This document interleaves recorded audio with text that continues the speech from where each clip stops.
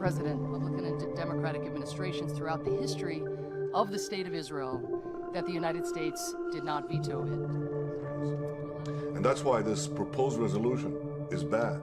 It's bad for Israel, it's bad for the United States, and it's bad for peace. Passageira é incendiada e morre dentro de metrô em Nova York. Declaração de possível controle do Canal do Panamá pelos Estados Unidos gera desconforto entre os países. Drones caem durante espetáculo natalino em Orlando e uma criança é hospitalizada. No Brasil, autoridades investigam as causas da queda de um avião que matou 10 pessoas da mesma família. O Brasil News começa agora.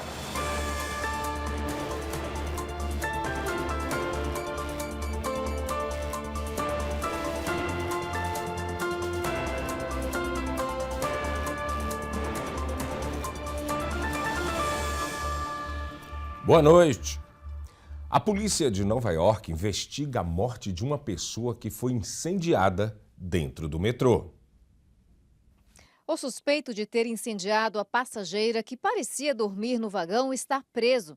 Em coletiva de imprensa, a polícia de Nova York detalhou que o crime aconteceu por volta de 7h30 da manhã de domingo em um trem da linha F no Brooklyn. The suspect calmly walked up to the victim, who was in a seated position at the end of a subway car. The suspect used what we believe to be a lighter to ignite the victim's clothing, which became fully engulfed in a matter of seconds. Officers who were on patrol on an upper level of that station smelled and saw smoke and went to investigate. What they saw was a person standing inside the train car, fully engulfed in flames. Ainda de acordo com a comissária, os policiais e um funcionário do MTA conseguiram conter as chamas com a ajuda de um extintor, mas a vítima não resistiu aos ferimentos. E o assunto Canal do Panamá tem sido motivo de desconforto entre o Panamá e os Estados Unidos. Isso por conta de uma declaração do presidente eleito Donald Trump, que sugeriu uma possível retomada do canal. O motivo seria cobranças de taxas excessivas para usar a passagem da América Central. Trump disse ainda que a administração do canal não pode cair na mão de países como a China. Em resposta, o presidente do Panamá reafirmou a soberania do país sobre o canal. Vamos ouvir um trecho do que ele disse.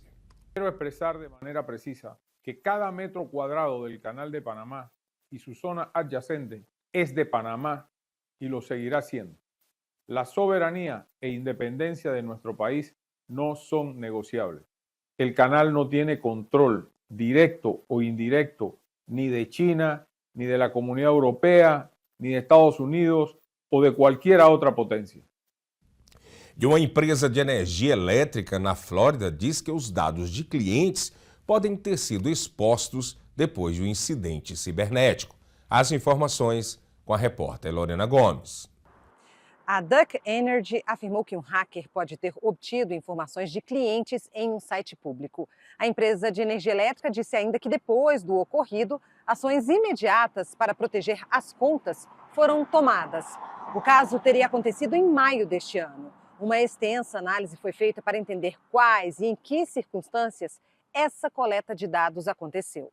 A empresa afirmou também que não há indicação de que senhas e informações financeiras tenham sido expostas. E o condado de Volusia anunciou que a coleta de detritos do furacão Milton acabou no fim de semana. Desde 18 de outubro, as equipes trabalhavam nas ruas do condado recolhendo lixo. Foram mais de 340 mil metros cúbicos de detritos ao longo de 3.200 quilômetros de estradas municipais e privadas. Quem ainda precisa do serviço deve procurar o setor de obras públicas do condado. E o movimento no aeroporto de Orlando, por causa das festas de fim de ano, começou na sexta-feira. Até 5 de janeiro, quase 3 milhões de pessoas devem passar pelo terminal aéreo. O dia mais movimentado deve ser sábado, com mais de 192 mil chegadas e partidas programadas no total. A administração orienta os viajantes a chegarem 3 horas antes do horário do voo para uma viagem com mais segurança e tranquilidade. A cidade é um dos destinos mais procurados nesta época do ano. E ainda sobre a temporada festiva, o que era para ser um momento de alegria se transformou em algo desesperador. Drones caíram durante um espetáculo natalino em Orlando. Uma criança foi hospitalizada. Um menino foi atingido na região do peito e precisou ser socorrido. Ele passou por uma cirurgia em um hospital da cidade e se recupera bem, segundo autoridades. A mãe da criança, de 7 anos, disse que o filho foi atingido por vários drones que caíram no momento em que assistiu ao show. Não há informações do estado de saúde de outros feridos. O espetáculo natalino aconteceu no sábado no Lake Eola, em um dos principais parques de Orlando. 2 apresentações estavam previstas, mas a segunda foi suspensa depois do ocorrido. A Agência Federal de Aviação informou que vai investigar o caso e que shows de luzes estão sujeitos à regulamentação da agência e são analisados para garantir a segurança. A Sky Elements, empresa responsável pelo evento, tem sede no Texas e realiza shows em todo o país. Ela disse esperar que todos se recuperem e que está comprometida em manter os mais altos padrões de segurança. A Prefeitura de Orlando disse lamentar o fato e que acompanha de perto a investigação junto à Agência Federal de Aviação. A seguir, no Brasil, mortes e desaparecidos em queda de ponte entre os estados do Maranhão e Tocantins. E ainda notícias internacionais. Até já!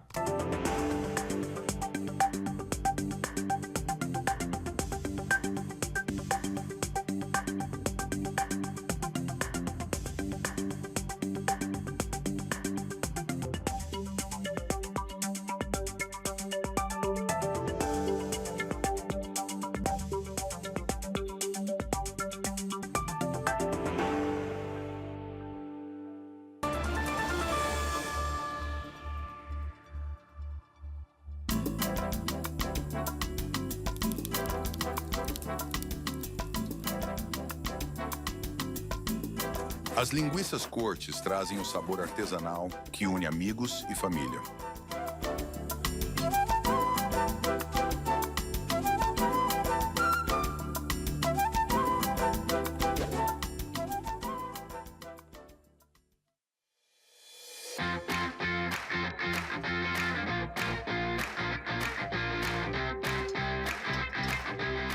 Mimoso traz para a sua mesa o autêntico sabor de Minas Gerais.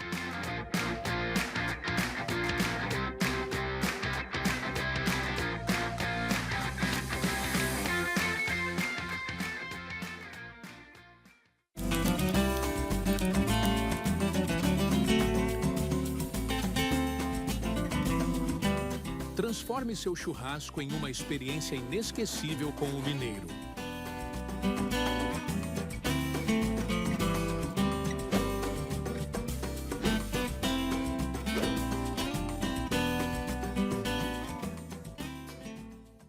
Essa é a história da receita caseira do pão de queijo Forno de Minas. Uma história cheia de paixão, ingredientes naturais e muito queijo curado, feito aqui na Forno de Minas. Crocante por fora, macio por dentro. É impossível esquecer esse sabor, esse cheirinho e, principalmente, esse sentimento. Vó, tá pronto? Forno de Minas. Receitas caseiras e muita paixão. Eu sou Eliana Pintor Marim e estou aqui com as minhas colegas senadora Teresa Ruiz. Olá! E deputada Shanique Spate. Hello! Para vos desejar um Natal feliz e um Ano Novo cheio de felicidades. Merry Christmas and have a Happy New Year. Feliz Navidad y feliz Año Nuevo.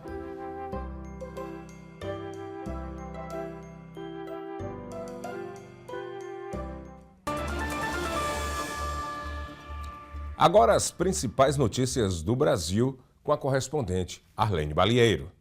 Boa noite a todos. Moradores da cidade de Gramado, no Rio Grande do Sul, estão em choque com a morte de 10 pessoas da mesma família na queda de um avião no fim de semana. O voo seguia para Jundiaí, em São Paulo, e caiu no domingo. A aeronave decolou no aeroporto de Canela, cidade vizinha a Gramado. Após a decolagem, o avião colidiu em uma chaminé. Em seguida, bateu no segundo andar de uma casa e caiu sobre uma loja de móveis. Os destroços ainda atingiram uma pousada. Devido à tragédia, a Prefeitura de Gramado, um dos pontos turísticos mais procurados pelos brasileiros nesta época do ano, suspendeu o tradicional desfile de Natal. A Polícia Civil e o Centro de Investigação e Prevenção de Acidentes Aeronáuticos, CENIPA, investigam o caso. E a polícia continua o trabalho de identificação dos corpos e aviso às famílias.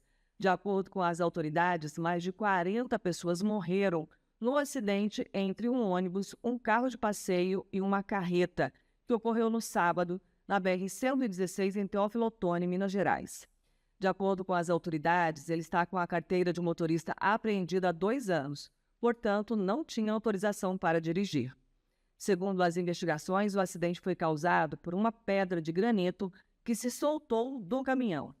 A suspeita é de que havia excesso de peso no veículo. O ônibus saiu na sexta-feira da capital paulista e tinha como destino a Bahia.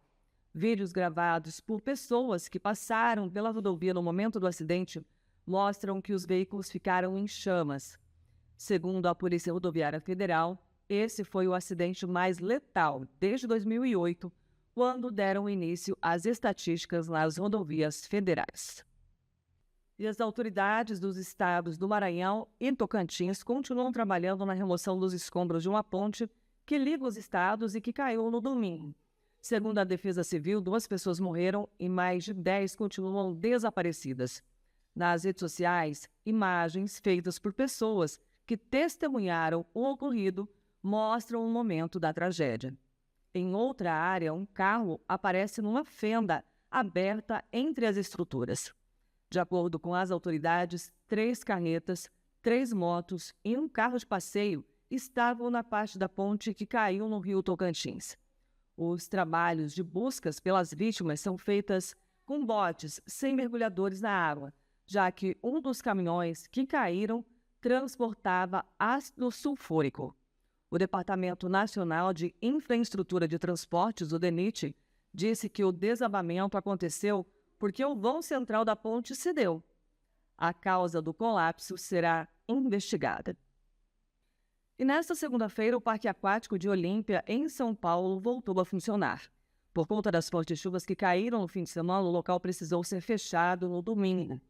A água da chuva inundou a área no sábado. No estacionamento, vários carros ficaram submersos. A enxurrada também avançou sobre cadeiras e mesas utilizadas pelos visitantes. O barro invadiu piscinas e tobogãs. Segundo a administração do parque, ele foi fechado com uma medida de precaução. De acordo com a Defesa Civil, o volume de água ultrapassou 130 milímetros. Além do parque, foram registrados alagamentos, enxurradas e quedas de árvores em outras regiões da cidade. E cerca de 40 mil presos são beneficiados com a saidinha de Natal aqui no Brasil. Confira. O período da saída temporária começa hoje, dia 23, e vai até o dia 27 de dezembro, segundo informou a Secretaria de Administração Penitenciária. A saidinha é prevista pela Vara de Execuções Penais e contempla quem cumpre pena no regime semiaberto. Os presos que não retornam no dia e horário previstos são considerados foragidos. Especialistas em segurança estimam que em todo o Brasil cerca de 40 mil presos vão ser beneficiados. Durante esse período, as autoridades policiais pedem que a população tenha atenção redobrada ao saírem às ruas. Em 2023, 17 estados autorizaram as saidinhas de Natal. Ao todo, 52 mil detentos se beneficiaram. Desses, 95% voltaram para as unidades prisionais no prazo previsto. Confira agora a cotação da moeda americana frente ao real.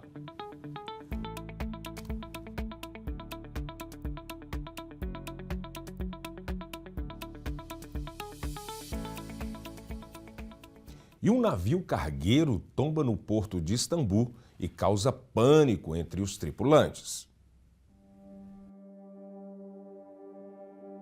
As imagens são impressionantes. O navio era carregado por contêineres nesta segunda-feira, quando um desequilíbrio da carga gerou tombamento.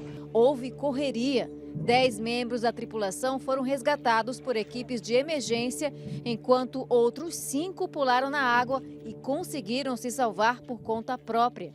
Dezenas de contêineres ficaram submersos no porto de Istambul, disseram as autoridades.